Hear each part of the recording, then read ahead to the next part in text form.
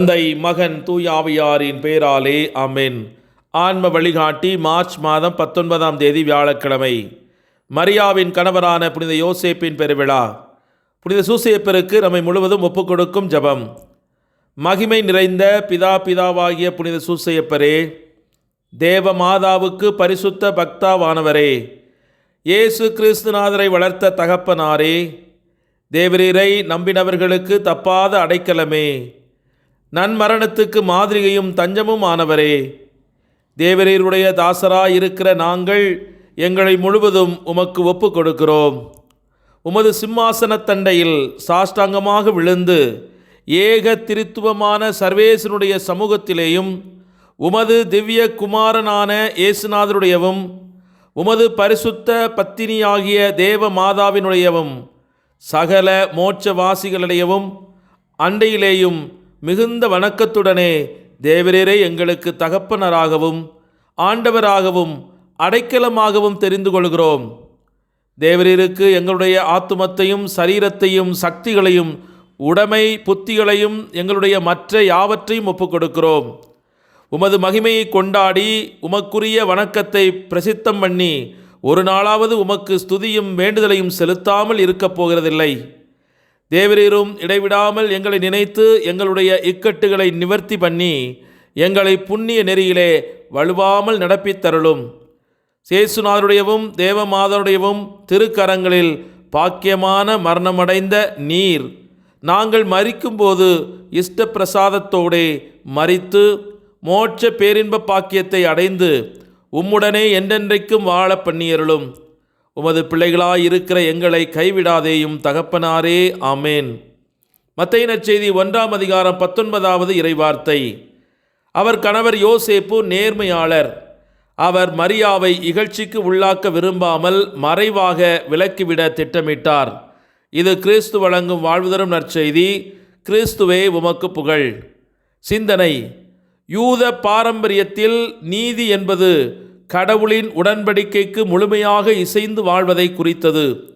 இதில் மோசேயின் சட்டத்தை கடைபிடிப்பதும் சட்டத்தை அருளியவரான கடவுள் மீது விசுவாசம் வைப்பதும் அடங்கும். ஒருவர் சட்டத்தை வெளிப்படையாக கடைபிடிப்பதால் மட்டும் நீதிமானாகி விடுவதில்லை. மாறாக கடவுள் மீதான விசுவாசத்தால் நீதிமானாகிறார். ஆபிரகாம் கடவுள் மேல் விசுவாசம் வைத்தார். அதை அவருக்கு நீதியின் செயலாக எண்ணினார். தொடக்க நூல் புத்தகம் 15:6 என்பதை நினைவு கூறுங்கள். புனித பவுல் ஆபிரகாம் நீதிமானாக இருந்ததற்கு காரணம் அவன் அவிவிசுவாசத்தினால் கடவுளின் வாக்குறுதியை சந்தேகிக்கவில்லை. மாறாக அவன் விசுவாசத்தால் பலமடைந்து கடவுளுக்கு மகிமை செலுத்தி அவர் வாக்குறுதி அளித்ததை செய்ய வல்லவர் என்று முழுமையாக நம்பினார் என்று ரோமையர் 4:20-21 விளக்குகிறார். நோவாவும் நீதிமானாக அடையாளம் காணப்பட்டார். ஏனெனில் நோவா கடவுளோடு நடந்தார். தொடக்க நூல் புத்தகம் 6:9.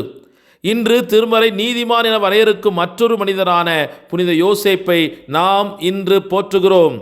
அவரை நீதிமான் என்று அழைப்பதன் மூலம் நற்செய்தியானது விசுவாசத்தினால் வாழ்ந்த பழைய ஏற்பாட்டின் அடித்தள மனிதர்களுடன் அவரை இணைக்கிறது. ஆனால் அவருடைய விசுவாசம் பழைய ஏற்பாட்டு உடன்படிக்கைக்கு அல்ல, மாறாக மெசியாவுக்கே சாட்சியாக இருந்ததால் அது யோசேப்பை அவர்கள் அனைவருக்கும் மேலாக உயர்த்துகிறது. தனது மாசற்ற மனவாட்டியையும் கிறிஸ்து குழந்தையையும் தனிப்பட்ட இழப்புகளுக்கு மத்தியிலும் கவனித்து காக்க வேண்டும் என்ற கடவுளின் அழைப்புக்கு அவர் காட்டிய பற்றுறுதி எழுச்சியூட்டும் ஒரு சாட்சியாகும். நீதி என்பது இறுதியில் தியாக அன்பிலும் கடவுள் மீதான நம்பிக்கையிலும் வெளிப்படுகிறது என்பதை அது நமக்கு காட்டுகிறது. அந்த நம்பிக்கைதான் உலகின் இரட்சகரை வெளிக்கொணர்கிறது. யோசேப்பின் நீதி வார்த்தைகளில் அல்ல, செயல்களில் வெளிப்பட்டது. அவர் கனவில் கடவுளின் தூதரின் வார்த்தைகளை கேட்டு முழு நம்பிக்கையுடன் பதிலளித்து மரியாவை தன் வீட்டிற்கு அழைத்துச் சென்று அவதாரத்தின் மர்மத்தில் தனது பங்கை ஏற்றுக்கொண்டார். தூதர் அவருக்கு வெளிப்படுத்தி செய்யும்படி கேட்டது குழப்பத்தை ஏற்படுத்தியதே. யோசேப்பின் விசுவாசத்தை சிறப்பாக வெளிப்படுத்தியது. அவருடைய மனைவி பரிசுத்த ஆவியினால் கர்ப்பமானார் என்றும் அவருடைய குழந்தை தன் மக்களை அவருடைய பாவங்களிலிருந்து மீட்பார் என்றும் நம்பும்படி அவர் கேட்கப்பட்டார். யோசேப்பின் பதில் விசுவாசம், தைரியம் மற்றும் தாராள மனப்பான்மை வெளிப்படுத்தியது. யோசேப்பு விழித்தெழுந்து கடவுளின் தூதர் தனக்கு கட்டளையிட்டபடியே செய்து தன் மனைவியை தன் வீட்டிற்கு அழைத்து சென்றார் என்று மத்தேயு நற்செய்தி 1:24 வாசிக்கிறோம். நாம் அனைவரும் கடவுளுக்கு அளிக்க வேண்டிய பதிலை யோசேப்பு முன்மாதிரியாக காட்டுகிறார். கடவுள் நினைத்து பார்க்க முடியாததை கேட்டபோது ஆபிரகாமின் விசுவாசம் சோதிக்கப்பட்டது போல யோசேப்பின் விசுவாசமும் கடவுளின் ஞானத்தின் மர்மத்தை கொண்டு அவருடைய மனித அறிவுக்கு வழிகாட்டி அதை உணர்த்தியது. யோசேப்பை போலவே கடவுளின் திட்டம் நமது புரிதலுக்கு அப்பாற்பட்டதாக இருக்கும்போது அவரை நம்பும்படி நாம் அடிக்கடி அழைக்கப்படுகிறோம்.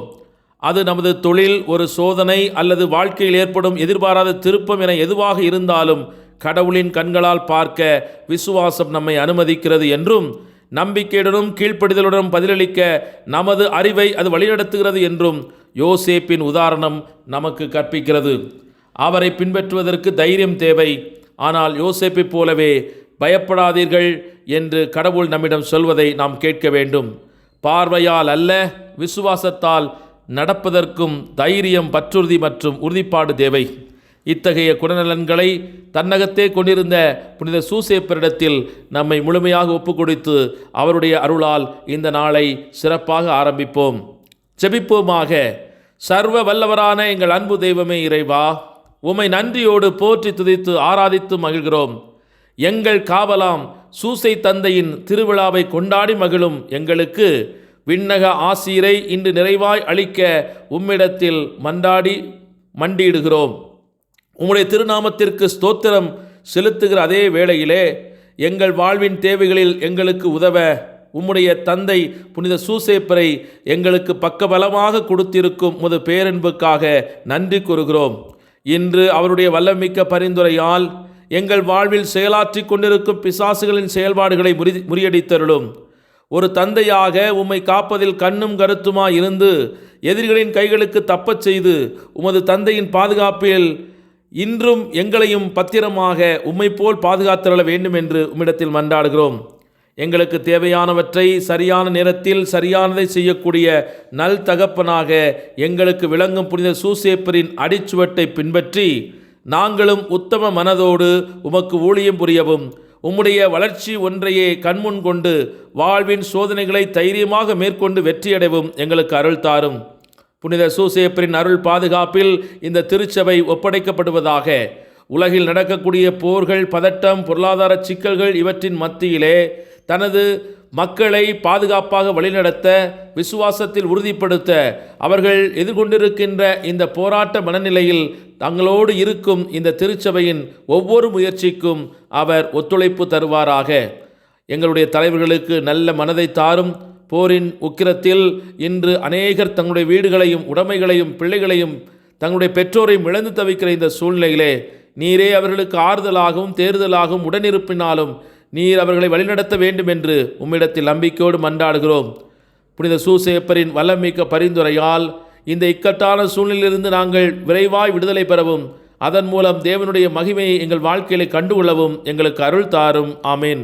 எல்லாம் வல்ல இறைவன், தந்தை, மகன், தூய ஆவியானவர் உங்கள் அனைவரையும் நிறைவாக ஆசீர்வதித்து புனிதப்படுத்தி வழிநடத்துவாராக. ஆமேன். இயேசுவுக்கே புகழ், இயேசுவுக்கே நன்றி. மரியே வாழ்க. இயேசுவின் இரத்தம் ஜெயம்.